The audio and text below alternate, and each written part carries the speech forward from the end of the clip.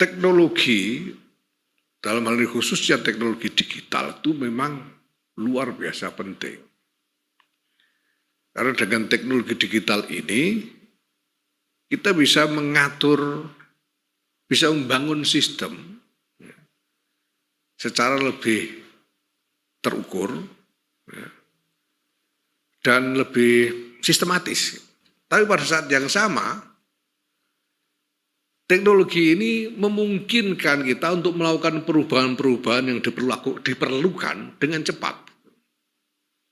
Karena basisnya teknologi. Nah, maka saya senang kalau ini ada inisiatif transformasi digital di lingkungan perguruan tinggi NU ini. Ya, karena setelah berkembangnya sedemikian banyak perguruan tinggi di lingkungan NU ini, tiba-tiba kita menyadari kita belum punya sistem. Jadi ini seperti seperti tumbuh-tumbuh padi, ya, padi yang tumbuh di sembarang tempat, ya, tanpa ada kaitan satu dengan yang lain. Makanya saya bilang saya ketemunya ketika melihat perguruan tinggi NU itu ketemunya pusing itu karena tidak ada sistemnya.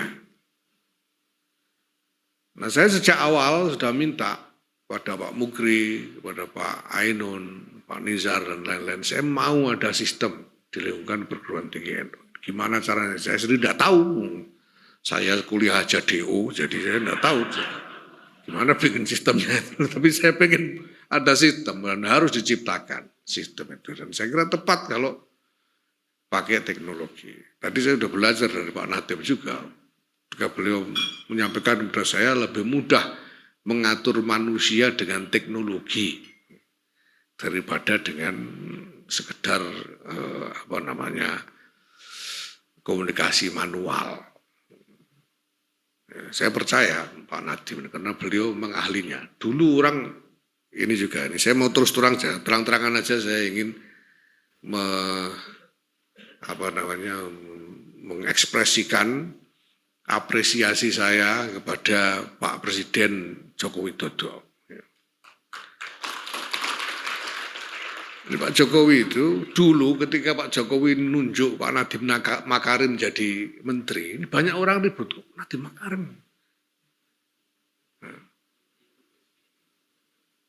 Pak Nadiem ini kan tidak punya track record jadi rektor kayak Muhammad Rektor ini. Yang sudah dilantik jadi rektor sampai 5 kali. Ya, kok jadi menteri pendidikan? Orang nggak ada yang ngerti. Nah, hari-hari ini kita baru tahu bahwa maksudnya adalah bagaimana membangun sistem, mengerangkai sistem, mengerangkai kehidupan pendidikan nasional Indonesia ini dalam satu sistem yang backbone-nya, tulang punggungnya adalah teknologi digital. Dan Pak Nadiem ini leading actor dalam digital business di Indonesia. Tidak ada orang lebih tahu tentang itu dari Pak Nadiem. Saya kira ini pertimbangan Pak Presiden Jokowi itu memilih Pak Nadiem menjadi Menteri Pendidikan. Memang ada sejumlah hal terkait gagasan Pak Jokowi ini yang buat sebagian orang atau mungkin banyak orang kedengaran aneh. Tapi sebetulnya di dalamnya ada pertimbangan-pertimbangan yang luar biasa strategis. Soal IKN misalnya, sampai sekarang banyak yang masih terang-terangan nggak mau kan. Kalau menang nggak akan pindah, nggak akan jadi. Misalnya ada yang begitu kan. Ya orang karena masih belum ngerti. Padahal kalau dipikir ini luar biasa strategis. Ya sekarang mari kita, ya saya mau bicara dikit soal ini ya, mohon izin. Ini kita lihat sekarang dalam soal pertahanan keamanan. Indonesia ini nyaris seluas Eropa dengan geografi berpulau-pulau sedemikian rupa.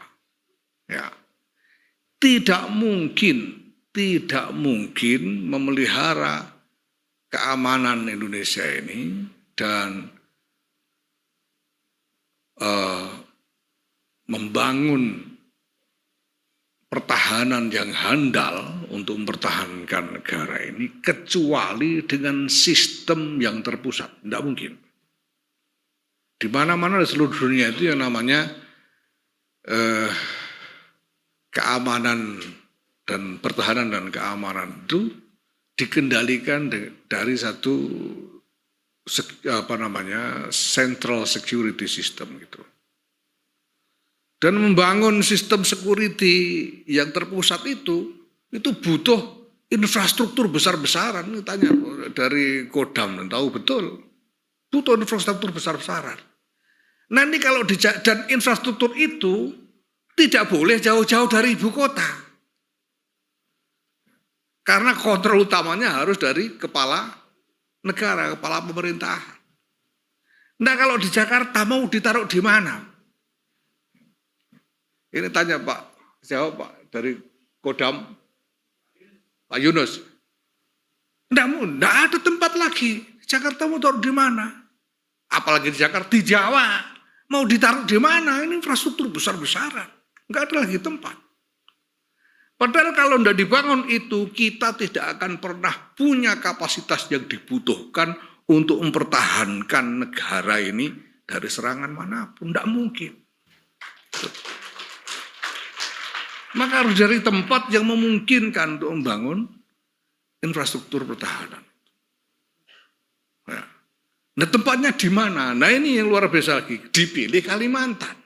Dan Kalimantan Timur.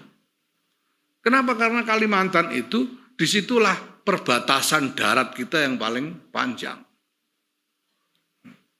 Dan di Kalimantan itu menjadi tempat ekstraksi sumber daya alam yang paling besar di seluruh Indonesia. Itu wilayah ekstraksi sumber daya alam yang terbesar. Jadi di situ itu masih leluasa, space, ruang untuk membangun pusat kendali pertahanan keamanan. Tempatkan di Kalimantan Timur, kenapa bukan di Kalimantan Tengah?